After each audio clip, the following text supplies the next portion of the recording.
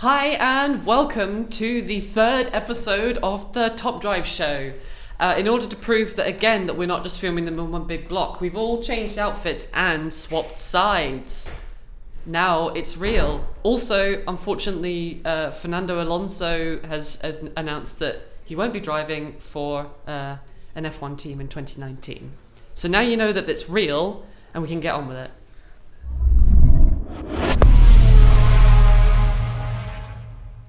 Now, just in case you are not already totally familiar with the way that this works, thank you so much everybody who left a question in the comments of episode 2. You're all fantastic. Great of you to put some likes on those comments. That is how we select the questions we're going to answer. So if you have a question, and by the way, a lot of people have been putting more than one question in their comments, so stop doing that. Please just leave one question as a nice comment, and then when that goes through, then other people can like your comment, and the most liked comments are the ones that we're going to get to first. So amazing work, everybody. We had so many comments and so many likes. It's been fantastic.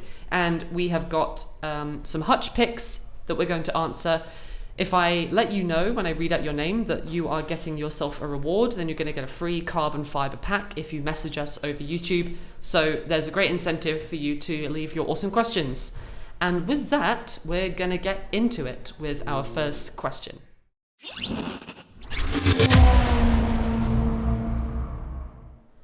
Now, back at the table today, we have got John and Tim. So welcome again, folks. Hello. We have got some great questions, and we've got 3 questions that all have 7 upvotes at the time of recording.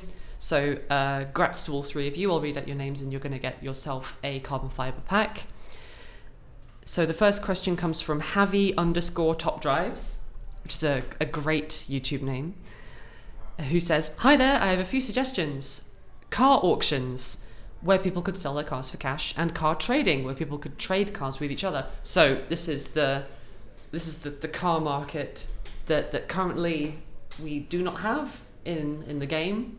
You can't exchange cards, just collect them. Yeah, and I think some people have seen the screenshots from like the early beta, where there was a button that said trading. Yeah. Yes, we sometimes have a habit of just populating the screens with buttons for potential future features, and it's I think it's one of those features that unfortunately is sort of fraught with complications. It's not. We definitely see the appeal of it. It's kind of fitting in a way for the car world. It's something that obviously it's very people do. People sell their cars, trade their cars. But for us, it would be a huge system to build, to test, to make sure that it's not spoiling the game for the tricky majority of players, which is very difficult. So it feels like something it never leaves the list of things to consider, but definitely a difficult one. I know you had a few thoughts. Yeah, that's right. I mean, the first thing is if you could imagine this would be a way I could get the cars I want, except it's not just you being able to do it, it's everybody else. And in particular the people with the most resources are probably going to be best able to get all the cars they want. So now if you want to be tier 1, your cars you've collected so far are not going to be good enough, because you're going to be up against a bunch of people who've managed to do the trading in the market to get the absolute best cars you could ever imagine, and probably the people in the best position will be in an even better position, unless we introduce some sort of heavy sort of economic mechanic that it costs loads of money to do a trade, but then people with loads of money can do all the trades they want. And to do a trade is difficult. You've got to find somebody who wants something that you don't, and they want something you have that you don't. So that's not going to happen very often. But they would find a way around that. We have resourceful there's a bunch players. of people who want to do it right now, and I could see there'd be a thing where you're like, oh, well, there's this event right now for Ford, say, and you're like, I'm not going to go for it, so I'm going to put up my Fords for trade, and people who want them can have them. So you could have a little bit in the moment, but then I do think the value of cards are going to go up and down. Skew the distribution on the leaderboard, and the people at the best are going to be even better than the people in the middle, and it makes the whole thing less competitive. It's really hard to get into. And one more thing, legal complications. Potentially it's more tempting for people to buy and sell their accounts, which we can't really support. It's a very dangerous area. Yes. Yeah. Yeah, quite right too. So we do agree that there's things going on in the game that make you want that. Like one thing is if you pull the same legendary twice, like woohoo, you've got 2 legendaries, except I'm hardly ever going to use both of them. That's very rare that's going to be the best thing. So that feels like a wasted legendary, and it seems like there should be something you can do with it that's more useful. And there might be other things we can do to make that problem go away. Okay, so thank you, Javi. You've got yourself a pack. Message us on YouTube and we'll sort you out.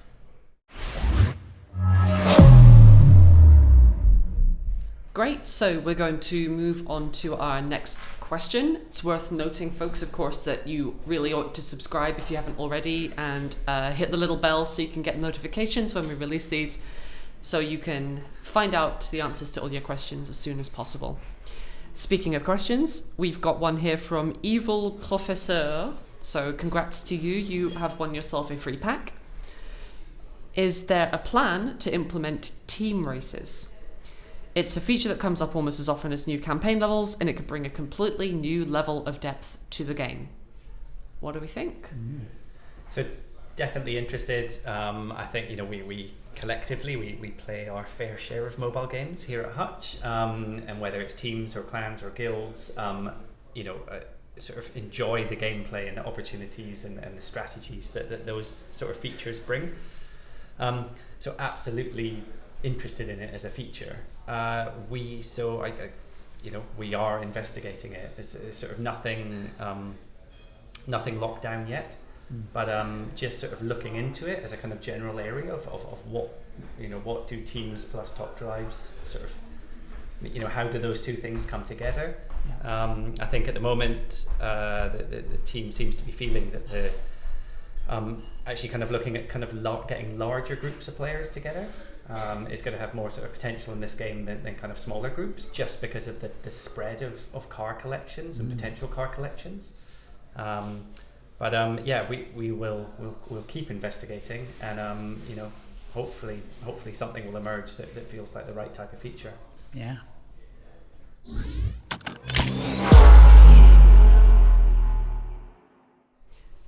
Our next question comes from V3 Dastic. So well done to you. That's another pack. Message us on YouTube and we'll sort you out. An irrelevant detail. They begin. But is it possible for the development team to add engine sounds? It needn't be very detailed, like some general sounds, for example, the roar of a V8 engine for SUVs, while having a more refined, turbocharged rumbling for a high-performance vehicle.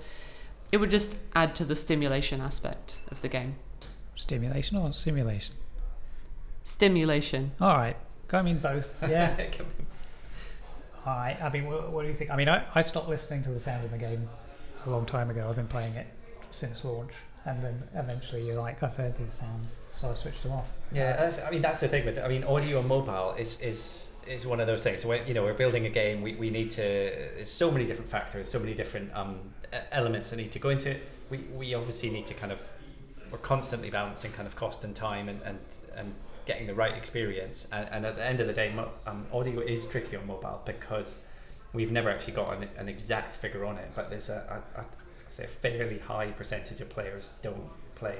With audio. We can't actually get the data. I think there's no way for us to actually find out from the device. But when we've seen surveys that people do, it's like 10% of people have sound on or something.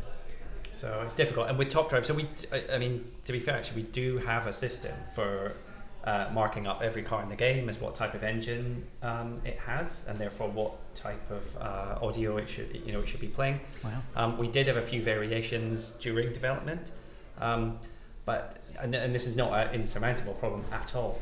But I think compared to a lot of racing games, the sheer number of scenarios that Top Drive features, from kind of hill climbs to circuit races to drag races to all the different surfaces, and then all the different engine nodes, actually the task of making it sound good is not a trivial one at all. So it would be the kind of thing where once you start down it, you go, okay, we've got 8 different engine sounds, and then people will be like, what about these ones? These all sound different, and it should sound different on the ice. And yes, and so like, all right, we've had a 60, and then it's like, what about these ones? And you. Yes, and the cars are sort of in terms of all the different, it's their full range of revs, their full range of cornering, kind of underload, not underload. it's a sizable task, and we simply had to balance it with features against features that we thought would be better for players, really. But not, definitely see the point. It's it would be lovely to get some authentic sounds in, particularly for some of the more exciting cars. Yeah.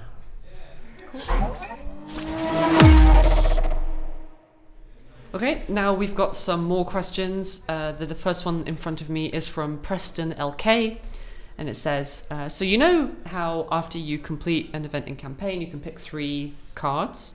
Well, what if after you collect all of them, they reset like once a month or something? That way there's a point to going back to do them once you've collected them all. Yeah, and this used to come up a lot more, I think, when there were a lot of people who'd just beaten the campaign and missed having that chance to sort of harvest all of those cards all the time. And it really speaks to the needs people have. Generally, they say, I want to be able to do more things and get more stuff in the game. And this is one way that you could do it. I think now, as a later game player, that idea actually, even though there's a lot of stuff you could get, it sort of almost fills me with dread. Like, imagine Zone 1 of the challenge, right? It's like, it's quite easy. You just have to think about it a little bit.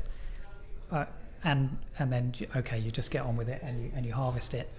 There are 150 of those kind of zones in the campaign. So imagine harvesting all of them every month. Like, every day you've got to do 5 things that are like Zone 1, that are not that hard. You just got to, what's that one? Just do it. It just feels like a lot of work. So I think that there's probably other features we could add that would give you more to do and more ways to earn stuff that would be more fun. Yeah, I think definitely some of the discussions I've heard on the team around this sounds like there's ways that we could potentially expand the campaign in slightly more kind of interesting ways. As you say, we don't want anything to become sort of mundane and kind of hard work in that sense. So I think, definitely sort of appreciate the sort of idea behind it, but it feels like there's definitely some ideas for kind of ways we could tackle that in a slightly more dynamic fashion. Yeah. Cool. And then we've got another question here from Michael Eichmans. I think that's how it says. Sorry. Firstly, great show. Keep it going. Thank you. Thank you very much. Sometimes during a race, most often in the rain, you can see an exclamation mark pop up. What are the mechanics behind this, and how does it influence the outcome of a race? Yeah. So I think a lot of little features like that, as an experienced player, you sort of stop seeing. You just pay attention to what there is. But that one is quite interesting, and I've actually been looking into it recently, in particular because of a lot of discussion about how does the 959 Dakar perform in an off-road drag race. Does it go as fast as it should? It seems a little bit slow. Actually, that orange triangle is a big part of the answer. You remember in the last episode I said that AI tries to always drive the car as fast as it can possibly go. It does the minimum amount of braking into a corner that it needs to, accelerates as fast as it can get away with on a difficult surface. And that's exactly what the orange triangle is about, right? If it's got to throttle a little bit in order to maintain traction, then the orange triangle's there. If it went any faster, it would enter some sort of wheel spin or slip, and it would lose speed. So that's telling you, like, oh no, it's just on the edge. And if you look at a off-road drag race, at the very beginning of the race, where the force that the car's putting down to the ground is the strongest, almost every car will have that little orange triangle because they're having to throttle a little bit in order to not just wheel spin on the spot. And then as you accelerate away, the cars that have the most power and are able to accelerate much faster can't do that. They're still having to throttle, so they still have the orange triangle. Some of them, like the Dakar, all the way to the end, they have to hold back on the throttle in order to maintain traction, whereas some, like a really heavy Hummer, can accelerate as fast as they want because they're not actually going to exceed the force that would exceed the traction available on the ground. So yeah, keep an eye on that orange triangle. It comes up actually a few, which is great, but some people tend to, if they get a race result that they consider to be a little bit debatable, and we sometimes get some races sent through where there's 2 sort of high performance cars that are maybe not suited to off-road drag races or challenges like that, and maybe one of them is 0 to 60 in 3.9 seconds, the other one's 4.9 seconds. Looks like there's a difference, but actually in those kind of suboptimal conditions, that extra performance, that extra power is completely meaningless. It doesn't mean anything. No, because they're so far below their sort of performance potential. And so that can sometimes throw up race results where it looks a little bit unusual initially, but actually when you drill down into it, it makes sense. Yeah, and I mean there's more I need to investigate here, but let's go into this a little bit. These are some expert viewers who care about this stuff, right? So technically, if the traction available to the two cars is the same, i.e. they have the same tyres, the surface is the same, they've both got four-wheel drive or not, they've both got traction control or not, then the amount of traction they can put down is the same. It's determined by that. That's how much you can put down before you enter a wheel spin condition. And if both cars have to stick to that limit for the whole race, then that's exactly the scenario John described. The extra power is wasted. They never get to put it down. Unfortunately, sometimes you'll see one car will win or the other when it really technically should be a tie. And that's a computing thing where we've literally done the calculations, but like tiny rounding errors in the far distance of the calculation mean that it doesn't quite cancel out, and one of them ends up with a little bit more force than it should.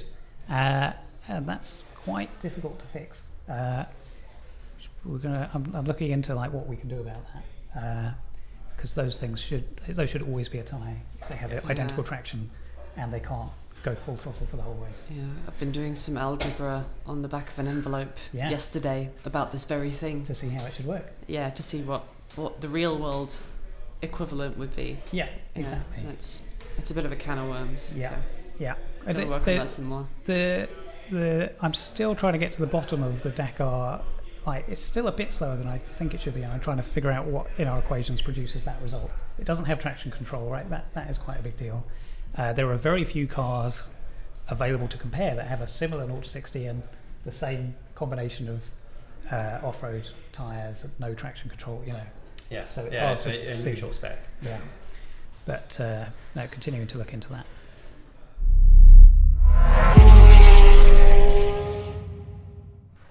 So we are going to go in with a fantastic honourable mention to Planted Zebra, who spent around an hour and a half writing a small essay in the comment section.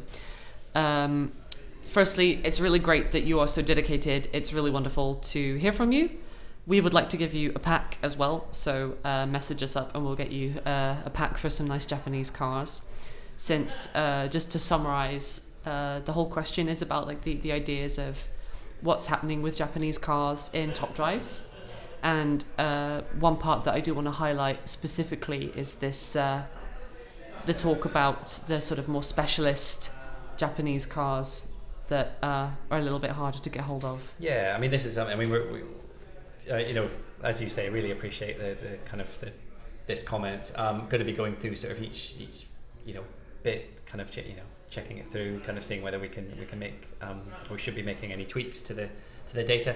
It's probably worth mentioning, and I think most players probably know because their logos in the game. But we work with the team at Evo magazine. They helped us build the kind of resolver tech in terms of how cars should react to different conditions, things like that. They also we work with them to source the photos and the car data itself. But they are predominantly sort of focused on kind of European sort of makes and models. And I think with some of the more sort of slightly more specialist American stuff and Japanese stuff in particular, that's something that we've been able to get some of it in the game, but I definitely appreciate that a lot of it is GB spec stuff. It's not the absolutely authentic kind of models and specifications, and it's an area that we're constantly looking at whether there's potential kind of new partnerships and things like that with other publications or other sources of data, to see whether we need to kind of bring in a little bit more to cover the specialist models. So, but yeah, no, like I say, it's a great comment, and we're definitely sort of looking through it all. Yeah. Now we've come to the bit of the show that we've been doing so far where we talk about most popular cars. So I'm going to hand over to Tim, who's going to tell you all about the cool stuff that people get up to with their cars. Yeah, so it's now time to have a look at the most upgraded commons and super rares. We're saving the legendaries till the end. Something actually that became apparent from this method, I've looked at which cards people upgrade the most since the game launched through to June is when I got the snapshot of data. Within that time period, the Italian cars had sort of recently come out, and that kind of gives them a sort of advantage, because when they're new, people are more excited about them and upgrade them more, and then when they stop being new, people are a bit less interested.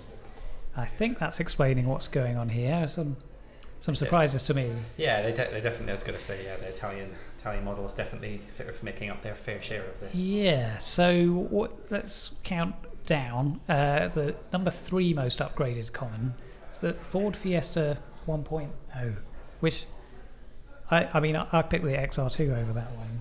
But yeah, it's a bit hard to say. I mean, it's a fairly modern car, so and I think in those early stages, there is actually quite a lot of kind of elderly stuff, right. at the low end of the game. Yeah. So maybe the kind of just the fact that it's clearly a kind of a modern. Yeah, it's going to mean you've got traction control. And yeah, it's got the advantage of those. It's not very weak in any one area. Yeah. So if you're not going to keep many commons, you're like, well, this is probably it's a fairly safe bet. Yeah. Really. Yeah.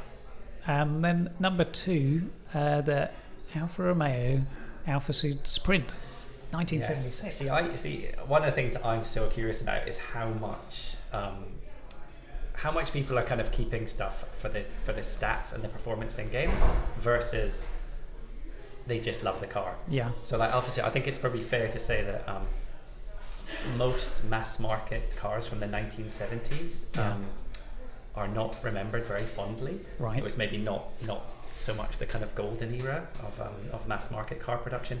The Alfa Sud just absolutely stands out from that. I think anyone who's into cars, into driving, will know that car. It's performance-wise, it's not that far different from an Austin Allegro. So we're not talking anything kind of too scintillating. But in terms of actually just getting behind the wheel, getting out on the road, it's a simple car. It's mass market. It was good value. And it's gone down in history as just one of the best drivers' cars around. So I would love if people want to comment on that as well. Yeah. I'd love to know whether where does it fall? Are you keeping cars that you just like, or is it all about the stats and the performance? Yeah. I mean, suitably enough, I guess for that history, I do think it looks like it will be one of the best commons in a city streets. In the dry, because it's got the mid ground clearance, and then it's kind of up there for a common in terms of grip and 0 to 60. Yeah. So I could see that being a reason for some people.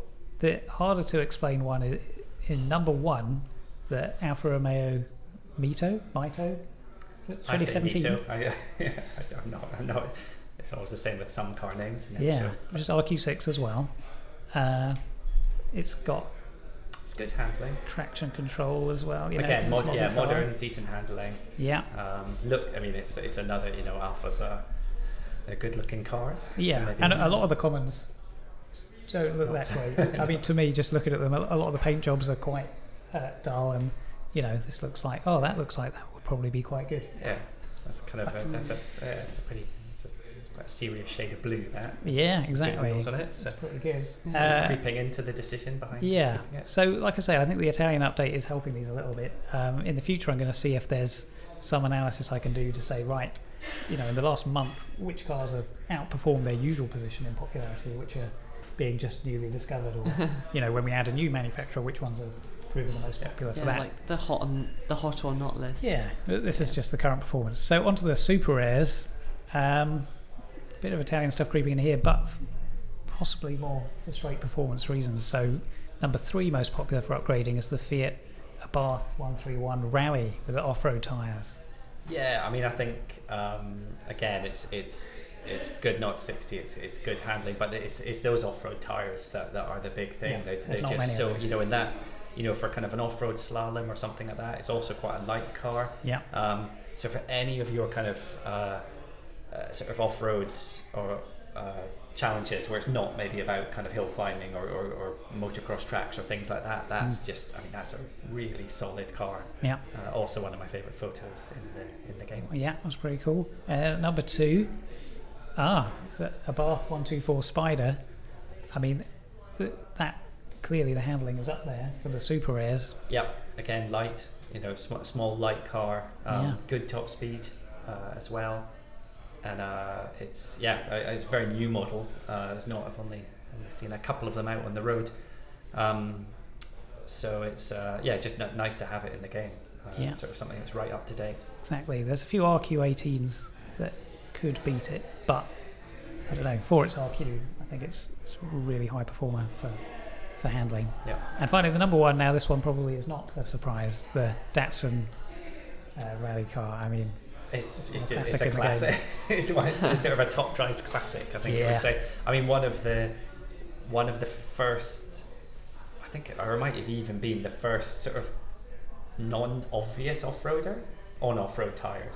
Right. In the sense that it wasn't an SUV or a pickup or something like that. It's a very cool car. And it's, I guess there's something, I don't know, there's something where it just looks fit for purpose. Yep. I think that actually helps you, when you've got your garage and you're picking cars and things like that. Yeah. There's just something about it where it's just at a glance. Yeah, you can see what that's going to be. You know what it's going to be good for. Yeah. So, no surprises. Yeah, exactly. I've got 3 in my collection, all fully upgraded with different upgrade tunes. Although the 969 tune tends to do the best. In most situations, really, you've got to have one. I think we've given one out once or twice in the challenge. They were available, but generally, when you get one, definitely hold on to it. Mm-hmm. Yeah. Cool.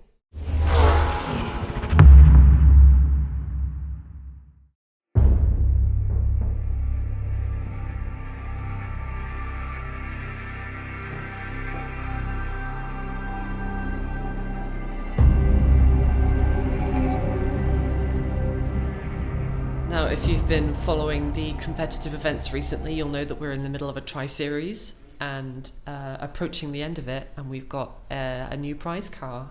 So let's talk about that. Yeah. I mean, players want to know if it's worth investing in, and we figured this is a great place to showcase how that car is going to perform for those of you who are going to be lucky enough to win it. And what is the car anyway? It's the McLaren P1. Which is very much the king of McLarens, which is quite an elite group anyway. So I mean a great car, sort of a few years old now, but no less impressive because of that. I think in the last episode we mentioned we were talking briefly about the 918 Spyder Porsche. And we talked about this, the kind of the holy trinity, which was the 918, the LaFerrari, and then the McLaren F1 rounded it out. I think at the time there was a big rush to be the first, whether it was a magazine or a show, to get all 3 together. And I think over time they have all met on a few occasions, but I think the last one that I saw was a lapping Silverstone. And it's unbelievably close. I mean, they're all just incredible cars, but actually the P1 took it by, I think, probably 0.2 of a second. Wow. Over the 918, and I think 0.4 over the LaFerrari. But it was it's very close. Very, very close. So what happens in game? Yeah. So in game, it's interesting. So it's very much, I think, we say it's kind of king of McLarens. It basically. Up against any other McLaren, it's going to win reasonably comfortably. 675 LT will kind of give it a bit of a push. McLaren F1 as well.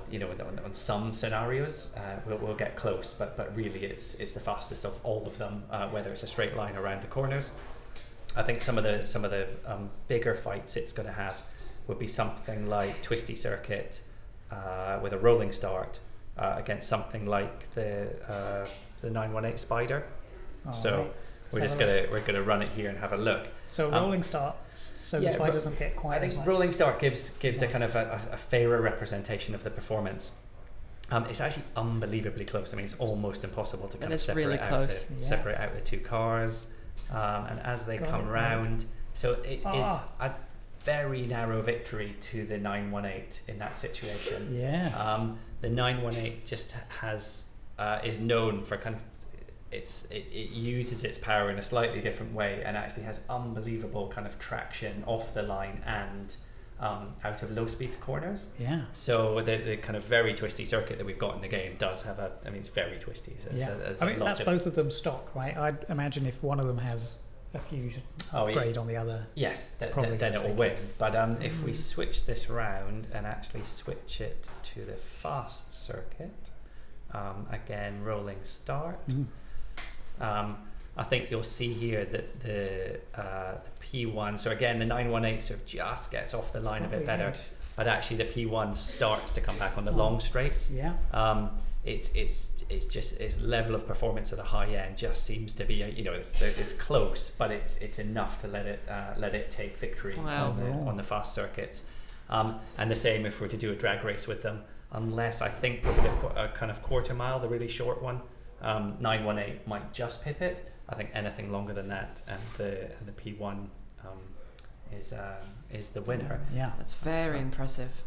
I think if we swap to the Bugatti Chiron, I'm just using our test engine for this. Where is it? Yes, I can't even see it.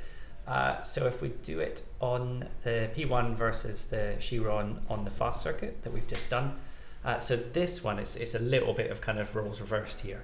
As I think everyone knows, the Chiron is there's basically nothing really like it in terms of out and out power, and our fast circuit is really just two very long straights. And so although the P1 claws some time back in the corners, the Chiron is just so dominant on the straights that it takes victory by a narrow margin.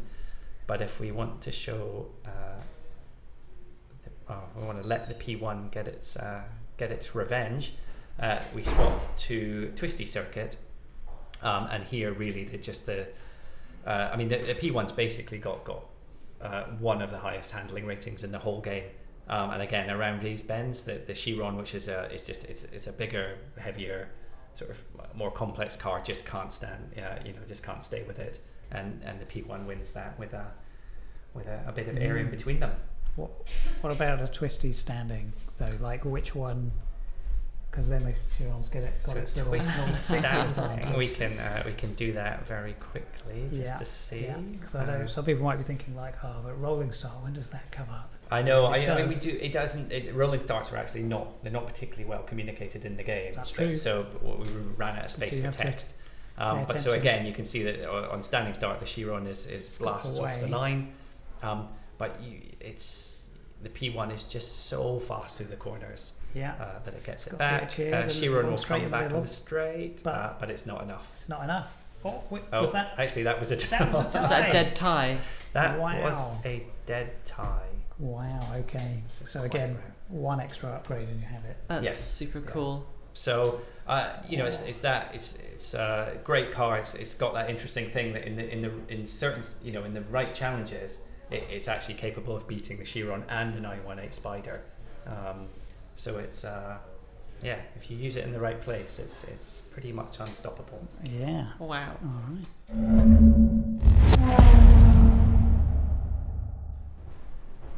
Right, well, now we've got another member of the Hutch team along with us, another really in-depth member of the Top Drives team. Introduce yourself. Hello, I'm Ian Griffiths, and I was product owner on Top Drives, taking it through to launch and for some number of months afterwards before I handed over to Robin. Mm-hmm. Maybe we'll speak to him at some point. Hopefully. But yeah, I was basically driving kind of how we developed Top Drives for about a year before launch. Yeah. And speaking of that, so last week we showed you a slightly old version of the way that we were sort of testing the in-game resolver with the little dots, and we've got some more videos from development that we're going to show you and commentate over, just so you can see how Top Drives has evolved over its development cycle. Yeah, so I mean, well, it was very much sort of John's idea originally, right? Like, it was. Thing. I mean, it's sort of actually got a video here of the kind of. I'm trying to think how. I mean, this must have been a couple of months into development. This is ancient. You can see the visuals and what we probably call coder art at this point. Most of these options didn't exist, but if I just I'll just run through a couple of the matches here. To be honest, this distant past now, so I can't even remember what all these did. But we had some different things where it's like number of who, in terms of who won the match. It was like, did you get the highest score, or did you actually have the most number of wins? This was the very first version of the garage. And then actually we'll go into a bit more detail, but the first version of the game, you actually picked one card at a time. And then you can see here, this is the race. It's basically it looks like a drag race, but it maybe wasn't necessarily. Every single race was just represented as a straight line, and we can see which color-coded square wins. But it this is obviously much faster to do. This is just skipping through a few races, but this is all you need to prove out the early principles of it. Yeah, but then I think you've got a few more. I have, yeah. I mean, this is obviously focusing on the sort of core of what the game was, which was sort of picking a car, trying to beat your opponent. And also trying to get like the stuff under the hood working. Yes, in a very sort of simple, it's in terms of that representation of them just moving along a straight line, it's the simplest possible way to represent the under the bonnet side of things. Yeah. So I mean, have a look. This one's probably a bit fast, but this is where that is definitely too quick. This is where we had the sort of little pucks, like tiddlywinks. Tiddlywinks, quite British. Yeah, sure. Yeah, sure. They're little. They look like little hockey pucks, and we had a blue one and an orange one. And I remember we even discussed like nobody knows which one they are, so we need to add a little U tag. So it's such a simple sounding problem that, and it is. It's the solution. We just couldn't come up with that. Yeah. We kind of stuck a. I think that's the mark as well. We kind of stuck a billboard U, and then it would go the wrong way round when you went around the track. But yeah, this was still the build where you would pick. You would see each race, and it would suggest 0 to 60 is the most important one on this one. So then you're very much just picking a race at a time. So kind of pick the car, then watch the race. It did feel, sort of going back to these versions now, they do feel so sort of stretched. Slow. Really slow paced. And we had a bug where if you left the phone to go into screensaver mode, which it would do, it would crash. So it was like, and then rather than sort of just dropping in your 5 cards and then leaving it and kind of doing whatever you want. I mean, watching it if you want or skipping, but you can also put it down. This way was just like 5 minutes would pass and you'd only done one race. I forgot I need to do that. It's funny actually. One other thing that video shows is that it used to both players start at 1,000 points, and you're actually chipping away the points, which I loved, and I think I don't think a single other person enjoyed, and just like sort of like having a HP bar instead of having it was meant to be a bit, but it just it was a bit of an elimination style, so it was more heavily based on competition. But I think the problem was it got trickier towards the end as well, because when we've got the towards the end game, when you both got a legendary, you're only beating each other by a tiny bit. You were left with that sort of unsatisfying 750 points left because you'd only knocked off 250. No, in hindsight, I'm not sure what I was thinking. It definitely wasn't the right way to go. Actually, this build is showing. I mean, before this, everything was this sort of grayscale obsidian look, except the sort of snow courses where it was white. But then I think we were just finding it a bit drab, so we started to introduce colour, and this is sort of the very pared back, desaturated colour, but we started to ramp up from there. I think this is because I was sort of less of a car fan, so I was expecting more excitement in and in the races there, because I'm not as knowledgeable as John, who I lent on for most of the stats. I mean, it's still fine. It's okay. It's very it's quite gloomy. It was gloomy, yeah. So the most of the tracks, so we have the sort of the dioramas almost of each track, and the background was black. And somebody pointed this out to me. I was like, that's probably making it look quite gloomy. So then we made it bright blue skies or grey skies, depending on the weather. And I think that's probably quite a subtle thing, but it definitely came through as like livening it up a little bit. So yeah, we were stuck with the do you pick. Well, we moved on to little cars. We experimented with cars, right? So, and that was actually quite a big change. Going to little cars, everybody was like, "We can't do cars. We can't." How many cards did we have? Like, it was about 800, 700. I think 700 for launch. Yeah, so obviously modelling 700 cars is very tricky. So what we did is instead we went for a sort of archetype car. So there was the SUV model and the convertible model and the saloon and so on. I think it was 14 models. Yes. And the idea was that, well, the cameras pulled out enough that your mind will do the work, right? So that was kind of the idea there. It added a lot more dynamism, right? It's fun. I think that one of those models might be. Actually, I think maybe both of them are from Smash Bandits. I think they No are. way. So yeah, just a quick reuse of some of the company assets. Yeah, for context, Smash Bandits came out in 20 what? 2011? A while ago. Yeah, maybe it's sometime 2012, I think. Sometime back. Yeah, it's quite old. But I think it was Asher that was doing it. He put quite a lot of sway onto the cars because we had this problem where they didn't quite look like they drove right. So there was lots of little tweaks that went on, things that are probably hard to pay attention to unless you really sort of know. But you know when it's wrong. Yes. So and then sort of after that we experimented with 3 different modes for picking the cars. So as we said, you pick one at a time, and then we moved to similar to what we have at the moment, where you've got 5 cars, but you couldn't see what your opponent's cars were. So you had to sort of blind guess, and then it would show you just before the race started. And then finally we did the you can see their cards, and then you pick yours as well. I mean, I think that it did for me particularly. I've been playing with the kind of idea of. I've been playing with the game for so long, where you kind of do each round at a time. Yeah. That I think that's one of the things with development. You can get a little bit kind of sort of. You're so close to the product, you can't always kind of see the alternatives. Become used to it how it is. Yeah, and it was a complete revelation to How soon before launch was it that we decided finally that we were going to switch? I mean, it was probably about 4 months, I think before launch. It wasn't the closest change we made. We did make a sort of big change before launch that was quite impactful.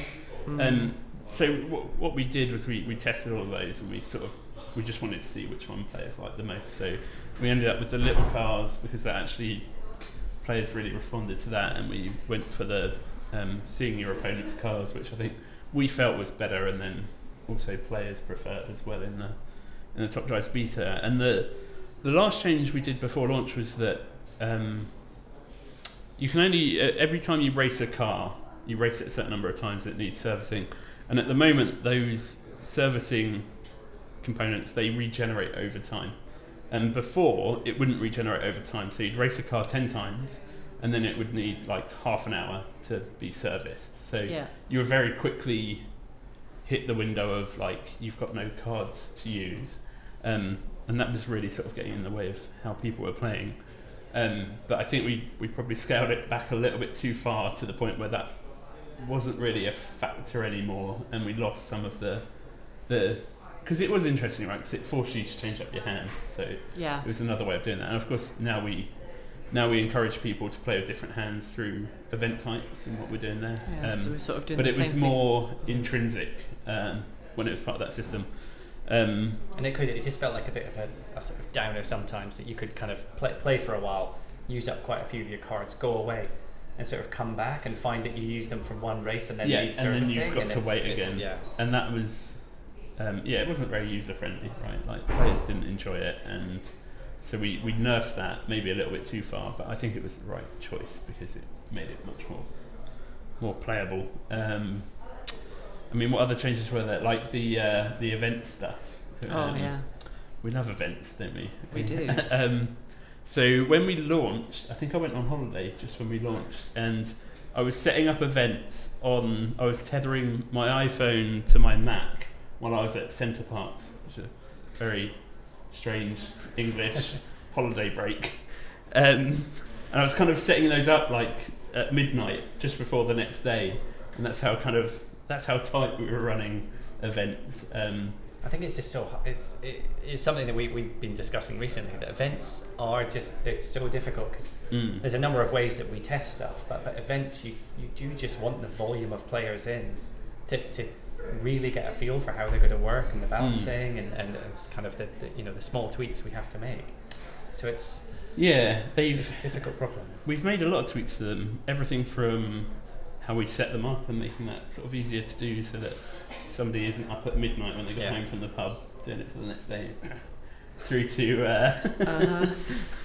they're all better than me at doing that now, so through to some of the scoring changes that we've got now that kind of deal with mitigating smurfing and some of the tactics that were employed here and there.